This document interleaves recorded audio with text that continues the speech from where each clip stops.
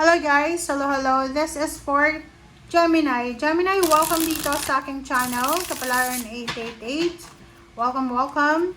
Alamin natin kung anong messages, vibration, gabay energy para sa lahat ng Gemini. This is the second week of March 2026. So, Gemini, titingnan natin ano bang message ang kailangan mong marinig. Okay, second message. Okay, the Moon na reverse, Page of Cups na upright. Ano pa ba? Tingnan natin. Mga tayo ng 6 dito. High Priestess. Ang dami naman ito. Okay, Knight of Swords. Reverse na Lover. Okay. Wheel of Fortune. Ayaw niyong lumabas. Bumaba. Okay. Wow! Gemini.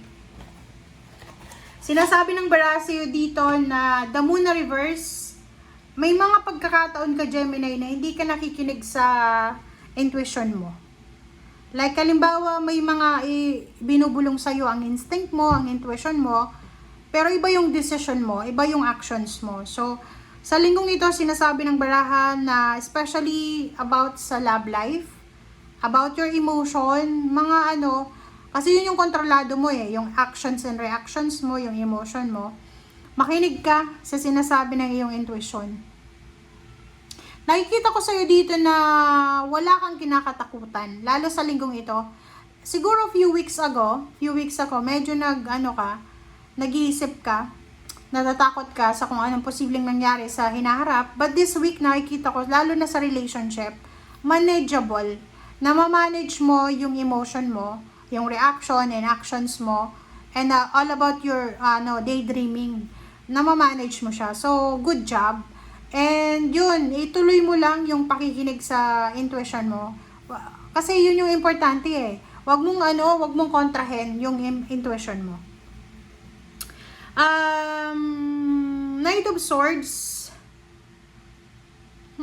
Sinasabi ng bara sa'yo dito na you are waiting, you are expecting a change sa relationship mo. But the problem is, kung makikita mo dito, walang pagbabago.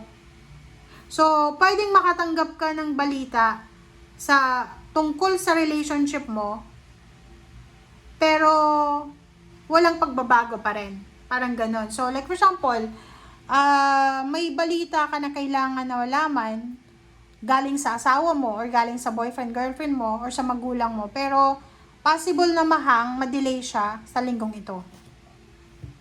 Okay, let's check. Ano pa ba? And nakikita din natin dito guys na nasa tama kang direksyon. Okay? Kasi wala kang takot Hindi ka natatakot sa kung ano man na pagbabago. Like may nakikita tayo ditong Gemini na hindi ka takot na maghiwalay kayo ng karelasyon mo for the moment.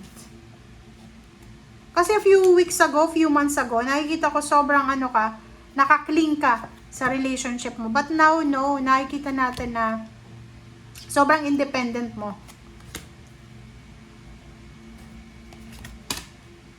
Alright, sa ilalim mo dito, the Wheel of Fortune and the World card, Emperor, Four of Fire. Ang ganda ng baraha mo. So, lahat dito,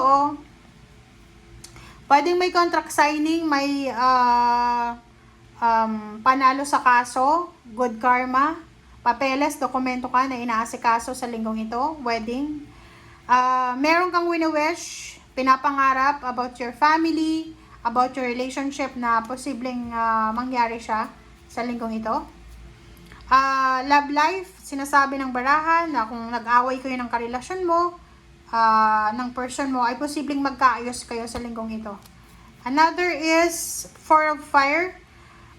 There's a celebration, there's an incoming celebration for the family, like housewarming, house blessing, wedding anniversaries, birthday celebration, fiesta, or any celebration this week. Organization, leadership, structure. So, dito sa barahang to, kung makikita mo, sinasabi ng baraha sa'yo na pwedeng ikaw, Gemini, ay tatakbo bilang barangay captain or SK chairman or barangay kagawad ba? Kasi nakikita natin yung organization and leadership dito. Okay, and pwede din may promotion, salary increase, and maybe you will have an important issue with your boss or with the politician. Yun. So, overall, there's a celebration, there's a accomplishment, pwedeng may graduation na mangyayari this March. May ma-accomplish ka, like for example, there's housewarming, house blessing na, and there's a completion na pwedeng magdala sa'yo ng swerte, pagbabago, or kung ano man na progress. Alright. Okay, Queen of Fire, sinasabi ng bara sa'yo dito, meron dito na Gemini na ang focus mo ngayon is freedom. Financial freedom. Okay? Sobrang determinado ka eh. Nakikita ko yung motivation, yung urge mo, yung energy mo.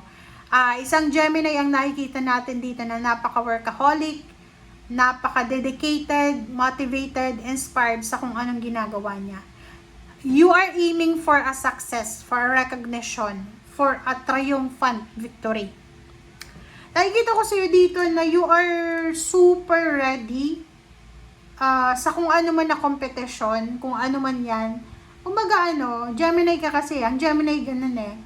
Para siyang anong tawag dito? Para siyang kabayo talaga na ready to action, aggressive, progressive yung ginagawa ng Gemini.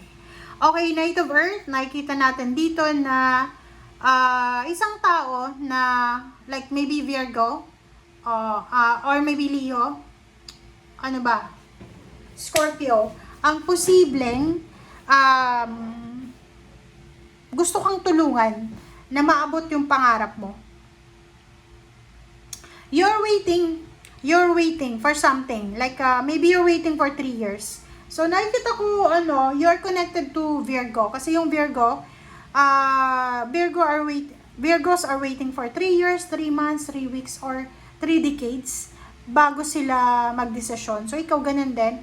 For the moment, pinapalipas mo lang, parang you are confident. Super confident ka, Gemini, na makukuha mo kung anong gusto mo. Magagawa mo kung anong gusto mo. Kasi, you are protected you are guided, may kakampi ka dito It's either this is your wife or husband, your mother, your father, your sister, your brother, or someone na sobrang strong yung kanyang sobrang confident yung support system mo. So nakikita ko sa'yo dito na whatever man na hindi matuloy sa ngayon, you are willing to wait ka kasi walang nagbibigay pressure sa'yo.